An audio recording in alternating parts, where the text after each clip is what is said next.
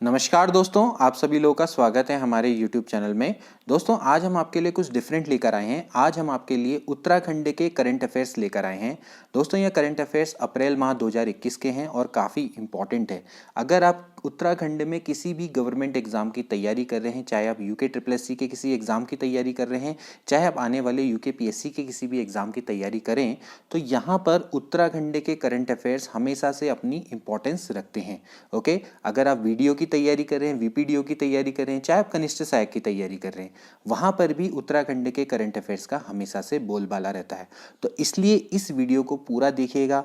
इसमें जितने भी करंट अफेयर्स हैं काफ़ी सेलेक्टिवली रखे गए हैं और काफ़ी इम्पॉर्टेंट हैं, और अंत में अपना अमूल्य फीडबैक जरूर दीजिएगा, जिससे कि हमें इस तरह की और वीडियो बनाने की प्रेरणा मिले। इसके अलावा हमारी कोशिश रहेगी कि आपको वीकली और मंथली बेसिस पर उत्तराखंड के करंट अफेयर्स प्रोवाइड कराए जाएं। तो चलिए वीडियो को स्टार्ट करते हैं। तो दोस्तों, पहला क्वेश्चन है, हाल ही में मथुरा दत्त मटपाल जी का निधन हुआ, वे किस क्षेत्र से संबंधित थे? गढ़वाली कवि थे, कुमाऊनी कवि, साहित्यकार थे, राजनीतिज्ञ थे या फिर इतिहासकार थे? दोस्तों, ये आपने नाम सुना होगा, अभी हाल में न्यूज़ में भी था।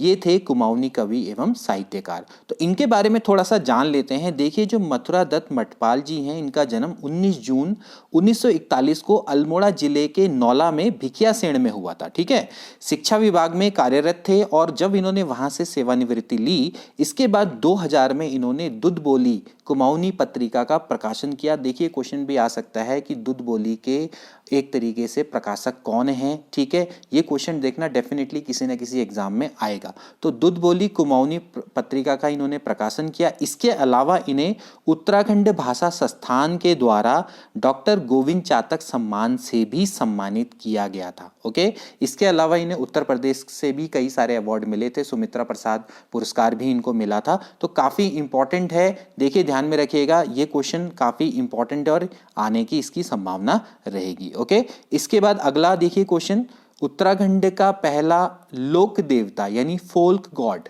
ठीक है ना, फोक गॉड बोलते हैं, म्यूजियम किस स्थान पर बनेगा? तो इसका राइट आंसर क्या है दोस्तों? ये है सल्ट अल्मोड़ा। ठीक है, इसके बारे में थोड़ा सा डिस्कस कर लेते हैं। देखिए, आपने नाम सुना होगा यशोधर मटपाल जी का। देखिए, पुरातत्वविद हैं और इनको पद्मश्री अवार्ड भी मिला हुआ है। इनके शोध के बाद अल्मोड़ा के सल्ट ब्लॉक में जो आपका मंदिर है, मानिला देवी मंदिर, वहां पर इस एक तो हम कह सकते हैं अनूठे संग्रहालय को बनाया जाएगा। जो हमारे लोक देव हैं, इनके अनूठे संग्रहालय को बनाया जाएगा। तो काफ़ी इंपॉर्टेंट है। उत्तराखंड का पहला लोक देवता म्यूजियम ये बनेगा सल्ट अल्मोड़ा में। आपको तो पता ही दोस्तों कि हमारे उत्तराखंड में, हमारी संस्कृति में लोक देवता की कितनी अहमियत है ना।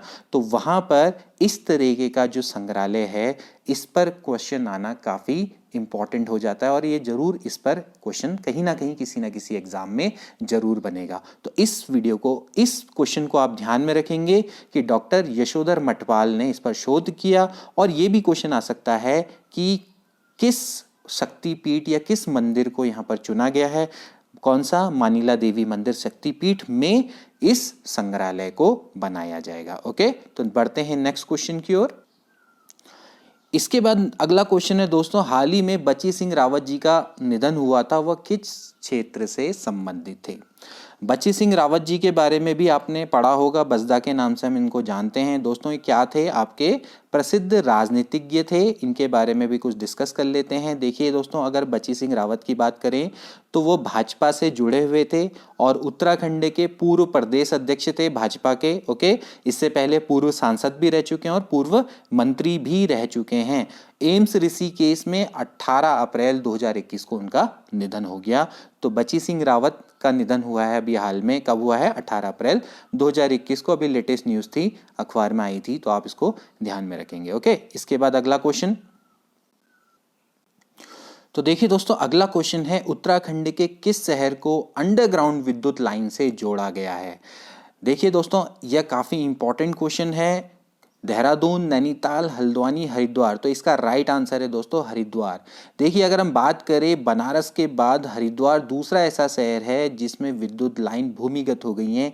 कहने का मतलब है कि आपने देखा होगा कि आपके यहाँ जो विद्युत लाइनें होती हैं वो तो ऊपर होती हैं, है ना, लेकिन इसमें क्या है अंडरग्राउंड कर दी गई हैं। ठीक है, तो जो तीरथ सिंह रावत हैं हमारे मुख्यमंत्री, और केंद्रीय मंत्री, आपके केंद्रीय मंत्री कौन, जो हैं आर.के. सिंह। आर.के. सिंह केंद्रीय ऊर्जा मंत्री हैं, केंद्रीय ऊर्जा राज्य मंत्री आर.के. सिंह। इन्होंने वर्चुअल माध्यम से कुंभ मेले के क्षेत्र में भूमिगत केबलिंग परियोजना का लोकार्पण किया था। काफी इंपॉर्टेंट क्वेश्चन है। देखिए बनारस के बाद हरिद्वार एक ऐसा शहर बन गया है जहां पर आपकी जो बिजली की लाइन है वो अंडरग्राउंड हो गई। आप इसको सिंपली ऐसे समझिए। ओके, तो अगले क्वेश्चन की ओर बढ़ते हैं। इसके बाद अगला क्वेश्चन है उत्तराखंड का सर्वश्रेष्ठ थाना किसको चुना गया। काफी इंपॉर्टेंट क्वेश्चन है दोस्तों। गृह मंत्रालय द्वारा सर्वे कराया गया था 2020 के जो बेस्ट थाने हैं उनकी रैंकिंग जारी की गई थी। तो इसमें अगर हम बात करें दोस्तों, जो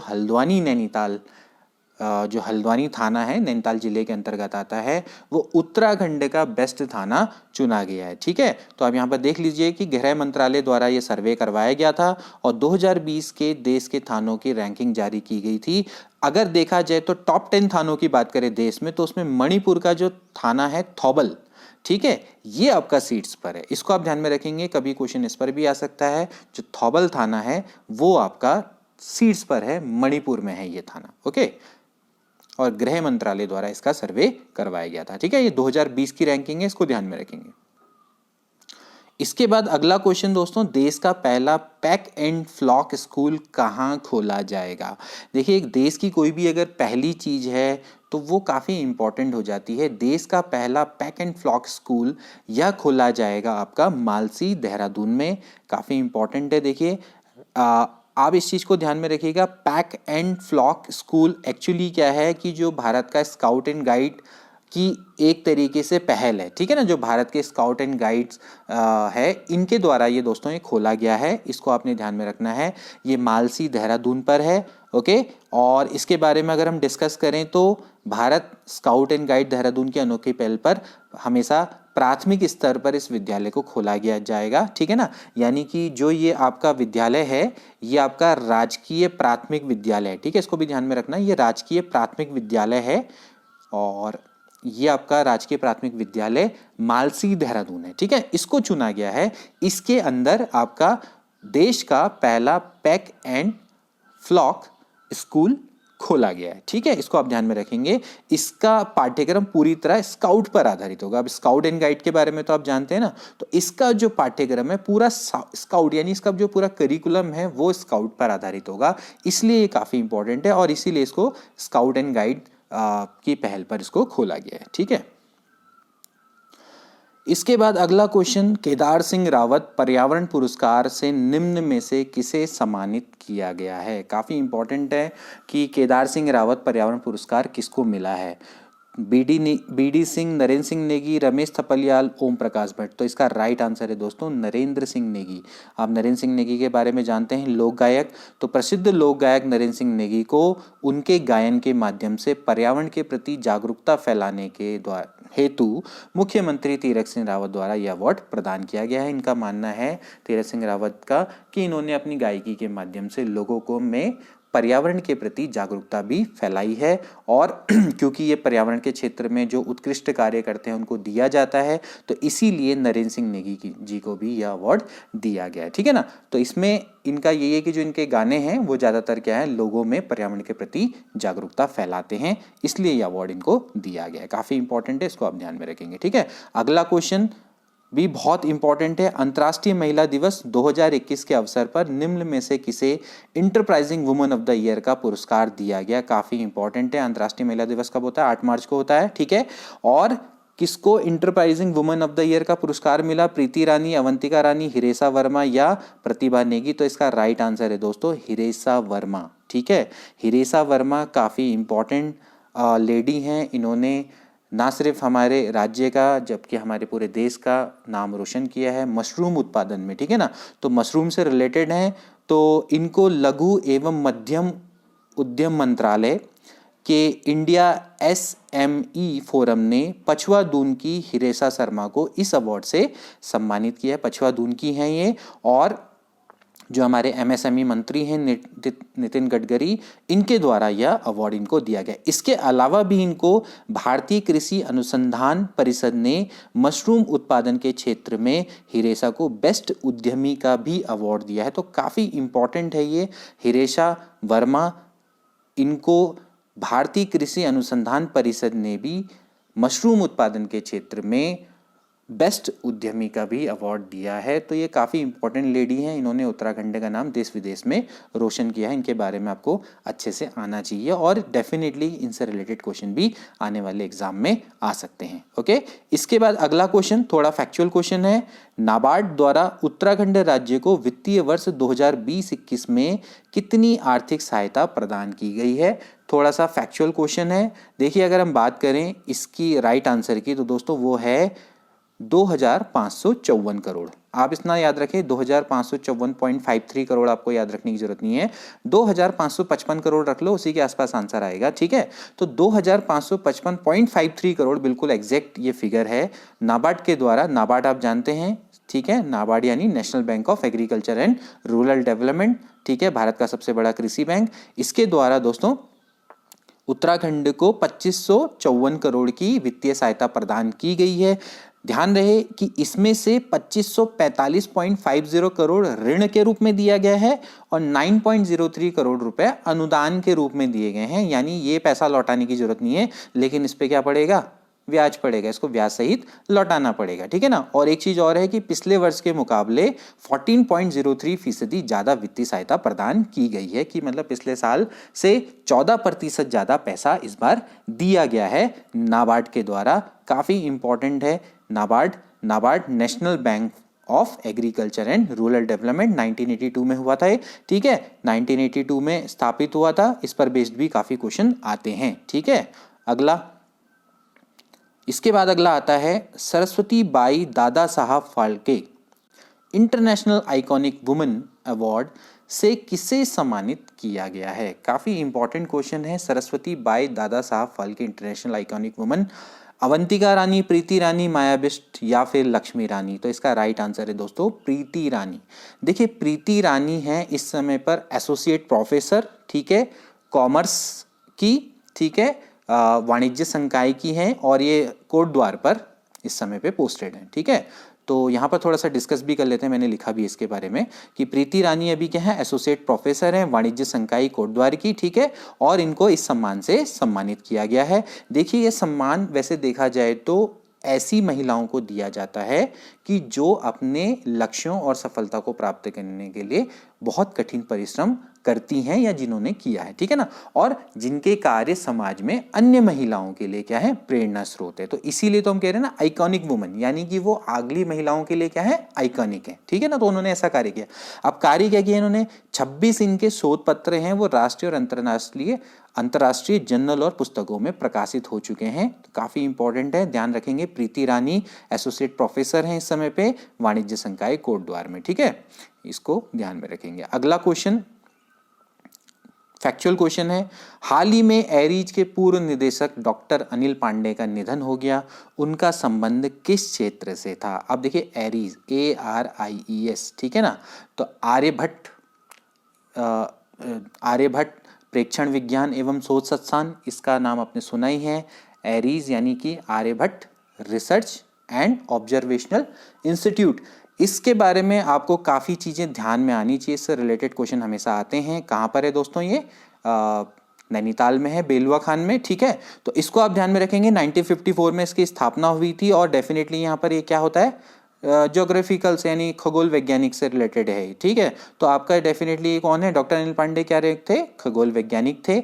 इनके बारे में थोड़ा सा डिस्कस कर लेते हैं। इनका निधन अभी हल्द्वानी में हुआ। वे देवस्थल में एशिया की सबसे बड़ी 3.6 मीटर डायमीटर की दूरबीन की स्थापना के प्रोजेक्ट मैनेजर भी रहे थे, और 1980 में इन्होंने एक साइंटिस्ट के रूप में एरीज को ज्वाइन किया था। काफ़ी इंपॉर्टेंट चीज़ें हैं। एरीज आर्यभट्ट जो आपका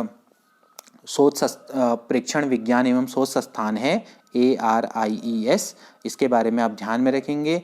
नैनीताल में है ये, बेलवा खान में, ठीक है। आई थिंक मनेरा पीक है, मैं आई एम नॉट श्योर, लेकिन वही है, मनेरा पीक पे ही है ये, ठीक है। इसको आप ध्यान में रखेंगे। और इसकी स्थापना 1954 में हुई थी। इस पे काफ़ी क्वेश्चंस आते हैं एरीज पर, इनको आपने कई चीज़ों को आपने ध्यान में रखना पड़ेगा, ठीक है। और इनका निधन हो गया है, और एक खगोल वैज्ञानिक थे। ऑफ कोर्स खगोल वैज्ञानिक, जो एरीज से जुड़ा होगा वो आपका खगोल वैज्ञानिक होगा, इतना अगर आपको पता है तो, ठीक है। इसके बाद अगला क्वेश्चन भी काफ़ी इंपॉर्टेंट है। मुख्यमंत्री महालक्ष्मी किट योजना का शुभारंभ किसने किया? अब मुख्यमंत्री महालक्ष्मी किट योजना का शुभारंभ दोस्तों किसके द्वारा किया गया? ये किया गया रेखा आर्या के द्वारा किया गया। अब बात करते हैं दोस्तों मुख्यमंत्री महालक्ष्मी किट योजना की। तो महिला एवं बाल विकास मंत्री रेखा आर्या द्वारा इस योजना का शुभारंभ किया गया है। देखिए, पहले इस योजना का नाम था सौभाग्यवती किट योजना, जो कि त्रिवेंद्र सिंह रावत के द्वारा दोस्तों ये चलाई गई थी। और उसके बाद इसका नाम चेंज कर दिया, जैसे तीरथ सिंह रावत मुख्यमंत्री बने तो इन्होंने इसका नाम चेंज करके क्या रख दिया, एक तरीके से महालक्ष्मी किट योजना, ठीक है ना। यानी कि एक तरीके से उन्होंने माना कि भाई जो बेटी है जब वो पैदा होती है तो वो आपकी क्या है, महालक्ष्मी के समान, यानी लक्ष्मी लेकर आती है। तो इन्होंने बोला कि भाई उसका नाम क्या रख दो, अब रख दो महालक्ष्मी किट योजना कर दो, ठीक है। तो वैसे ही ये योजना है, कुछ नहीं, लगभग 3500 की ये किट होती है। तो इसमें माता के लिए और बेटी के लिए कुछ सामान रखा हुआ होता है, ठीक है। और आंगनवाड़ी कार्यकर्ताओं के माध्यम से ये आपको प्राप्त होती है, ठीक है। तो इसमें क्या क्या होते हैं माता के लिए, जैसे बादाम, छुआरा, साड़ी, सूट, स्कार्फ, बेडशीट, हैंडशॉप, सोप, नेल कटर आदि चीज़ें होती है। ऐसी बेटी के लिए इसमें सूती कपड़े, तौलिया, कंबल, तेल, साबुन आदि की व्यवस्था की गई, ठीक है ना। और एक चीज़ और है कि परिवार में 2 बेटियों को यह किट प्रदान की जाती है, यानी जब आपकी 2 बेटियां होंगी उन्हीं को ही ये किट प्रदान की जाएगी, 2 से ज़्यादा में प्रदान नहीं की जाएगी, ठीक है। इस चीज़ को भी आप ध्यान में रखना है। तो वैसे देखा जाए तो बेटी बचाओ बेटी पढ़ाओ के अंतर्गत है ये, और सीधी सी बात है, इनका मतलब एक तरीके से जो बेटी के जन्म है उसको क्या करना है, प्रोत्साहित करना है। और मतलब आप समझ रहे होंगे कि भाई जो हमारी जैसे समाज में सोच रहती है ना कि भाई बेटी के प्रति, यानी कि सीधी बात है भाई, बेटी के जन्म को प्रोत्साहन देना है, ठीक है। तो वो इसका उद्देश्य है, ओके। तो मुख्यमंत्री महालक्ष्मी किट योजना का शुभारंभ किसने किया? महिला एवं बाल विकास मंत्री रेखा आर्या ने, ओके। इसके बाद अगला question, body building association of Uttarakhand की ओर से आयोजित प्रतियोगिता में मिस्टर उत्तराखंड कौन बना? ठीक है। अब देखिए यहाँ पर ध्यान में रखना, मिस्टर उत्तराखंड ये जो होते हैं बॉडी बिल्डर होते हैं, ठीक है। एक मिस्टर उत्तराखंड अलग होते हैं, जैसे एक होते हैं ना मिस्टर इंडिया, और क्या कहते हैं एक मिस इंडिया, जो कि आपके एक मॉडल टाइप के होते हैं, एक होते हैं बॉडी बिल्डिंग। तो यहाँ पर हम बात कर रहे हैं बॉडी बिल्डिंग की, ठीक है ना। तो बॉडी बिल्डिंग में भी आपके क्या होते हैं, मिस्टर इंडिया बनते हैं, मिस्टर उत्तराखंड बनते हैं, ठीक है, ओलंपियाड बनते हैं। तो इसी तरीके से अभी मिस्टर उत्तराखंड कौन बना, ठीक है। तो इसका राइट आंसर है दोस्तों इंद्र कुमार। जो इंद्र कुमार हैं वो बॉडी बिल्डिंग एसोसिएशन की तरफ से जो प्रतियोगिता आयोजित हुई थी वहाँ पर ये आपके क्या बने हैं, मिस्टर उत्तराखंड बने। ज़्यादातर वैसे इसका जो आयोजन होता है रुद्रपुर में ही होता है, तो इस बार जसपुर में इसका आयोजन हुआ था। तो इसका जो शुभारंभ है वो खेल मंत्री अरविंद पांडे और बसपा नेता मोहम्मद आसिम के द्वारा किया गया। और जो इसमें अभी हमने देखा फैजान खान थे, जो फैजान खान है उनको मसल्स मैन्स ऑफ उत्तराखंड, जो ये फैजान खान है ऑप्शन दे रखा, इनको मसल्स मैन्स ऑफ उत्तराखंड का अवार्ड मिला। बाकी ध्यान में रखना कि जो मिस्टर उत्तराखंड है वो कौन है, इंद्र कुमार है, ठीक है। इसके बाद अगला क्वेश्चन, गोविंद बल्लभ पंत कृषि एवं प्रौद्योगिकी विश्वविद्यालय पंतनगर में अत्याधुनिक वर्चुअल लैब का शुभारंभ किया गया, किसके द्वारा ये किया गया, ठीक है।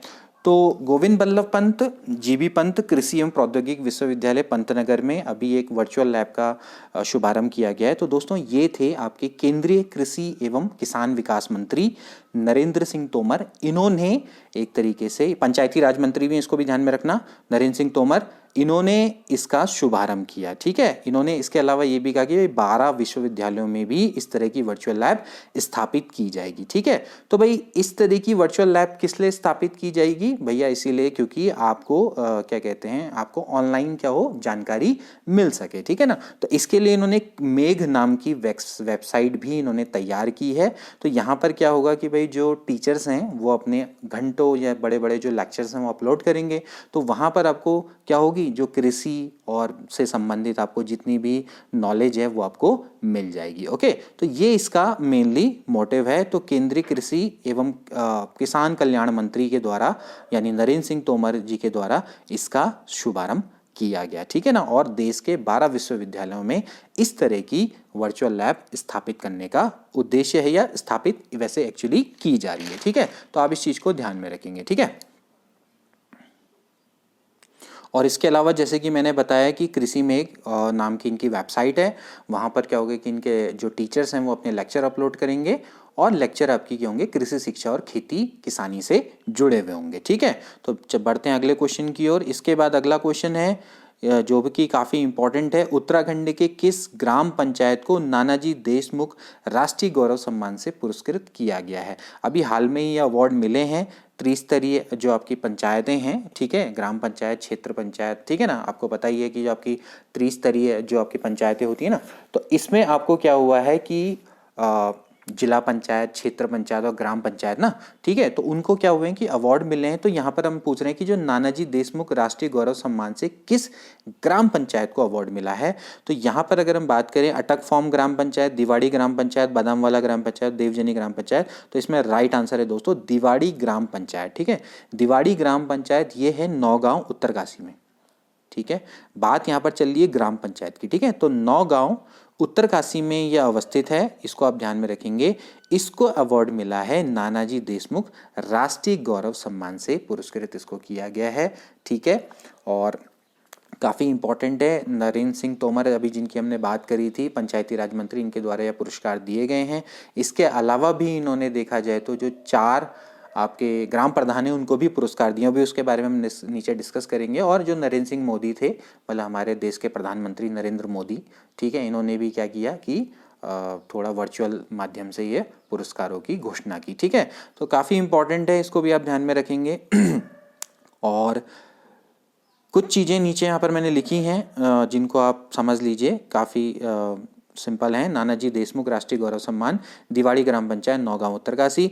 इसके अलावा जो ऊपर लिखे हुए हैं इनको भी आप देख लीजिए, जैसे कि अटक फ्राम ग्राम पंचायत है। अटक फ्राम जो ग्राम पंचायत है सहसपुर देहरादून की है, इसको ग्राम पंचायत विकास योजना का पुरस्कार मिला है। इसके अलावा बादामवाला सहसपुर देहरादून में है। बादामवाला सहसपुर जो आपकी जो पंचायत है, इसको भी आपका क्या हुआ है, बाल हितैषी ग्राम पंचायत पुरस्कार मिला है। इसके अलावा दीनदयाल उपाध्याय पंचायत सशक्तिकरण पुरस्कार है, वो जिला पंचायत पिथौरागढ़, ये जिला पंचायत पिथौरागढ़ है। और ग्राम पंचायत सिमलास ग्रांट, ठीक है, डोईवाला, ये भी देहरादून के अंतर्गत आती है, ठीक है। तो ये सब इनको पुरस्कार मिले हैं, ठीक है। और इसके अलावा देखिए जो मैंने बोला कि जो 4 ग्राम प्रधान को पुरस्कार मिले हैं वो भी मैंने यहाँ पर लिखे हैं। ग्राम पंचायत विकास योजना के तहत अटक फार्म की जो हमने बोला देहरादून की सुनीता देवी, दीनदयाल उपाध्याय पंचायत सशक्तिकरण पुरस्कार मीनू छेत्री, नानाजी देशमुख राष्ट्रीय गौरव पुरस्कार सिमलास ग्रांट की पूजा पाल, और बाल हितैषी पंचायत का पुरस्कार बादामवाला के नरेंद्र तोमर को प्रदान किया गया है। और केंद्रीय पंचायती राज मंत्रालय की ओर से आयोजित वर्चुअल कार्यक्रम में पंचायती राज मंत्री नरेंद्र सिंह तोमर के द्वारा देश की कई पंचायतों को सम्मानित किया गया है। इसको आपने ध्यान में रखना है, ठीक है। तो ठीक है, बस इतना है, कोई बात नहीं, मैं इसकी PDF आपको शेयर कर दूंगा, आप इसको पढ़ लीजिएगा, ऐसा कोई दिक्कत नहीं है। मेन जो पॉइंट है वो हमने लिखे हैं यहाँ पर। मेन है नानाजी देशमुख राष्ट्रीय गौरव सम्मान, तो ये दिवाड़ी ग्राम पंचायत को सम्मानित किया गया है, ये आपकी नौगांव उत्तरकाशी में है, इतना आप ध्यान में रख लो। बाकी कुछ चीज़ें फैक्चुअल आप इसको पढ़ लीजिएगा, PDF में आपकी शेयर कर दूंगा टेलीग्राम के चैनल में, ठीक है। कई लोग मुझसे पूछते हैं कि भाई टेलीग्राम चैनल कहाँ पर है, तो मैं आपको बता दूँ, जब आप चैनल पर जाते हैं तो वहाँ पर अबाउट सेक्शन में जाइए, जहाँ पर हमारा डिस्क्रिप्शन लिखा होता है, तो वहाँ पर उसी के नीचे आपको टेलीग्राम का लिंक मिल जाएगा। और हो सकेगा तो इस बार मैं इस वीडियो के डिस्क्रिप्शन बॉक्स में इसका लिंक भी डाल दूंगा, ठीक है, मतलब अपनी टेलीग्राम का लिंक डाल दूंगा, ठीक है। इसके बाद अगला, उत्तराखंड के किस स्थान पर साहसिक खेल एकेडमी का उद्घाटन किया गया है। साहसिक खेल समझते हैं आप, एडवेंचर स्पोर्ट्स की एकेडमी का उद्घाटन किया गया है उत्तरकाशी, टिहरी, भीमताल, मसूरी। तो ये यहाँ इसका आंसर है दोस्तों, टिहरी में इस समय पे साहसिक खेल, ठीक है, एकेडमी का उद्घाटन किया गया। उत्तरकाशी में भी काफ़ी इंपॉर्टेंट एकेडमी है, कौन सी? NIM, Nehru institute of mountaineering, काफ़ी इंपॉर्टेंट, उससे भी काफ़ी क्वेश्चन आते हैं। तो देख लेते हैं, देखिए टिहरी झील के किनारे 20 करोड़ की लागत से निर्मित water sports and adventure institute का उद्घाटन मुख्यमंत्री तीरथ सिंह रावत एवं केंद्रीय राज्य मंत्री किरण रिजिजू द्वारा किया गया है। ठीक है, इसको आप ध्यान में रखना कि इसमें 20 करोड़ की लागत लगेगी और इसका नाम है water sports and adventure institute. ठीक है, क्योंकि आपको पता है भाई टिहरी झील में आपका क्या होगा, water sports and adventure institute ही तो खुलेगा ना वहाँ पर। और इसके अलावा देखिए इस संस्थान को ITBP, ठीक है ना, ITBP का मतलब क्या होता है, इंडो तिब्बत बॉर्डर पुलिस के द्वारा इसको संचालित किया जाएगा। यहाँ पर आपकी पैराग्लाइडिंग होगी, पैरामोटर होगी, पैरासेलिंग बोट होगी, scuba diving, kayaking, canoeing, rock climbing, ठीक है, जुमारिंग, इसके अलावा रैपलिंग, ये सब चीज़ें आपके क्या होंगे यहाँ पर, इन साहसिक खेलों का यहाँ पर प्रशिक्षण दिया जाएगा। तो इनका उद्देश्य यही है कि यहाँ पर ना सिर्फ साहसिक खेलों का प्रशिक्षण दिया जाए, इसके अलावा यहाँ से राष्ट्रीय और अंतर्राष्ट्रीय स्तर के खिलाड़ियों को भी चुना जाए। ओके, तो काफ़ी अच्छी ये पहल है और ITBP इस संस्थान को चलाएगा। तो काफ़ी इंपॉर्टेंट क्वेश्चन है, इसको आप ध्यान में रखेंगे। कहाँ खुला है? टिहरी में। ठीक है, इसके बाद लेफ्टिनेंट जनरल योगेंद्र डिमरी सेना के सेंट्रल कमांड में सेनाध्यक्ष नियुक्त गए हैं, उत्तराखंड में किस जनपद से हैं? तो आप इसका भी ध्यान में रखिएगा, योगेंद्र डिमरी को अभी हाल में ही सेना के सेंट्रल कमांड में सेनाध्यक्ष नियुक्त किया गया है और ये हैं चमोली से। ठीक है, चमोली से हैं रिलेटेड, और वैसे तो देखा जाए, प्रॉपरली देखा जाए तो जोशीमठ के। ठीक है ना, तो लेफ्टिनेंट जनरल योगेंद्र डिमरी को 1 अप्रैल 2021 को मध्य कमान के general officer commandant in chief का पदभार दिया गया है। और देखा जाए तो सीमांत क्षेत्र जोशीमठ के रविग्राम निवासी हैं। ठीक है ना, ठीक है, सेना में महत्वपूर्ण जिम्मेदारी मिली है और इससे पहले वह सेना के पश्चिमी कमान के चीफ ऑफ स्टाफ पद पर तैनात थे। तो चीफ ऑफ स्टाफ थे पहले, अब इनको सेंट्रल पे आपका सेनाध्यक्ष बनाया गया है, general officer commandant in chief का पदभार इनको दिया गया है। ठीक है, इसके बाद अगला काफ़ी इंपॉर्टेंट, हाल ही में विक्टोरिया क्रॉस पदक विजेता मेजर गबर सिंह की जयंती मनाएगी। कौन सी जयंती थी? इनकी 108वीं जयंती थी। काफ़ी इंपॉर्टेंट है, मेजर गबर सिंह के बारे में आप जानते होंगे, विक्टोरिया क्रॉस से इनको सम्मानित किया गया था। ठीक है, और ये कहाँ के निवासी थे? ये थे, आपको पता होगा, चंबा के मजयूड़ गांव के निवासी थे। टिहरी के अंतर्गत आता है चंबा, और इनका जन्म 21 अप्रैल 1895 को हुआ था। 6 अक्टूबर 1913 को ये द्वितीय गढ़वाल राइफल में भर्ती हुए थे। फिर इसके बाद प्रथम विश्व युद्ध हो गया था 1914 में, तो गढ़वाल द्वितीय गढ़वाल राइफल के एक तरीके से वहाँ के मुखिया थे। तो वहाँ से ब्रिटिश सेना की ओर से ये लड़े थे। उसके बाद इनकी जो वीरता थी उससे काफ़ी प्रसन्न हुए थे ब्रिटिश, क्योंकि इन्होंने जो जर्मन सेना थी उनमें खलबली मचा दी थी। तो 10 मार्च 1915 को ये वीर गति को प्राप्त हुई, और वीर गति के बाद यानी मरणोपरांत इनको विक्टोरिया क्रॉस से नवाजा गया। काफ़ी इंपॉर्टेंट है, इसको आपने ध्यान में रखना है। ठीक है, इसके बाद आता है अगला, टिहरी हाइड्रो डेवलपमेंट कॉरपोरेशन द्वारा टिहरी बांध के व्यू पॉइंट पर संग्रहालय का निर्माण किया गया है, इसका नाम क्या है? देखिए, Tehri hydro development corporation TSDC के द्वारा टिहरी बांध के व्यू पॉइंट पर एक संग्रहालय को बनाया गया है, म्यूजियम को बनाया गया है। तो उसका नाम है त्रिहरि जल शक्ति संग्रहालय। ठीक है ना, ये बाकी सब नहीं है, त्रिहरि जल शक्ति संग्रहालय है। इसके बारे में भी थोड़ा सा पढ़ लेते हैं। तो इसका जो उद्घाटन है TSDC इंडिया लिमिटेड के द्वारा किया गया। इसके जो निदेशक हैं DV सिंह, इन्होंने इसका उद्घाटन किया। और इसके अलावा एक और इम्पॉर्टेंट है कि जो इनकी 1000 मेगावाट की जो अंडरग्राउंड पावर हाउस जाने वाली सुरंग है, उसके प्रवेश द्वार को, उसका जो जैसे सुरंग है ना, जो सुरंग की आपकी, जहाँ पर आपकी 1000 मेगावाट की आपकी पावर हाउस है, तो उस सुरंग का जो द्वार है उसको बिल्कुल इन्होंने भगवान बद्री विशाल के द्वार की तर्ज पर बना दिया है। ठीक है ना, जो भगवान बद्री विशाल है, बद्रीनाथ का जो मंदिर है, वहाँ पर भगवान बद्री विशाल का जो द्वार है उसकी तर्ज पर बनाया और उसका नाम रखा है इन्होंने ऊर्जा द्वार। तो कभी ये क्वेश्चन आ सकता है कि ऊर्जा द्वार क्या है? ठीक है, तो जो ऊर्जा द्वार है वो एक्चुअली क्या है आपका, जो इसमें टिहरी डैम के अंदर जो एक सुरंग है, सुरंग का एक द्वार है। ठीक है, आप इसको समझ लीजिए, टिहरी डैम में एक सुरंग है जहाँ पर 1000 मेगावाट की बिजली पैदा होती है। पावर हाउस को जो दरवाजा जाता है ना, तो उस दरवाजे को इन्होंने क्या बनाया, बिल्कुल भगवान बद्री विशाल के द्वार की तर्ज पर बनाया है। तो इसलिए उसका नाम ऊर्जा द्वार रखा गया। क्यों रखा गया ऊर्जा द्वार? ऑब्वियसली वहाँ से क्या हो रही है, 1000 मेगावाट की आपकी बिजली पैदा होगी। ठीक है ना। टिहरी डैम के बारे में भी काफ़ी क्वेश्चन आते हैं। 2400 मेगावाट का ये डैम है, काफ़ी इंपॉर्टेंट है। ठीक है, 3 फेजेस में बना है आपका, 1000 और 400। ठीक है, 400 वाला क्या है, कोटेश्वर बांध है, इसको आप ध्यान में रखेंगे। 260.5 मीटर इसकी ऊंचाई है और काफ़ी मतलब इसमें मतलब देखा जाए तो काफ़ी सारे क्वेश्चन इसके हमेशा से आते हैं, तो इसको आपने ध्यान में रखना है। ठीक है, और भी कई सारे क्वेश्चन इसमें बन सकते हैं, फिलहाल इतना ही डिस्कस कर लो। ठीक है, इसके अलावा अगला, राज्य शतरंज प्रतियोगिता में कौन सा चैंपियन बने हैं। राज्य शतरंज प्रतियोगिता भी हुई थी, तो उसमें कौन चैंपियन बने हैं, तो इसका राइट आंसर है दोस्तों सक्षम रौतेला चैंपियन बने हैं इसके। तो इस प्रतियोगिता में आपके जो सक्षम रौतेला हैं ये चैंपियन बने हैं। इन्होंने सर्वाधिक 5 अंक हासिल किए और इसके बाद इनको राष्ट्रीय टीम में भी इनका चयन किया गया है। रुद्रपुर किच्छा में आयोजित हुई थी। बाकी लोग ये जो हैं ये आपके रनर अप रहे हैं। ठीक है ना, सार्थक रावत है, विजय चौहान है, राजन सूद है, इन्होंने 4-4 अंक इसमें स्थापित मतलब हासिल किए। और सबसे ज़्यादा जो अंक हैं किनको मिले, सक्षम रौतेला को मिले, इन्होंने 5 अंक मिले और फिर इसके बाद इनको चैंपियन घोषित कर दिया गया और इसके बाद इनका राष्ट्रीय टीम में भी चयन हो गया। तो दोस्तों ये थे कुछ इम्पॉर्टेंट MCQ अप्रैल माह के, और कुछ इसमें 1 मई के भी थे। तो आई होप कि ये वीडियो आपको पसंद आई होगी और एग्ज़ाम की दृष्टि से आपके लिए काफ़ी इम्पॉर्टेंट साबित होगी। तो कैसी लगी ये वीडियो ज़रूर बताइएगा। अगर अच्छी लगी तो हम आगे भी इस तरह की वीडियो आपके लिए लेकर आते रहेंगे। मिलते हैं अगली वीडियो में। Till then take care and good bye.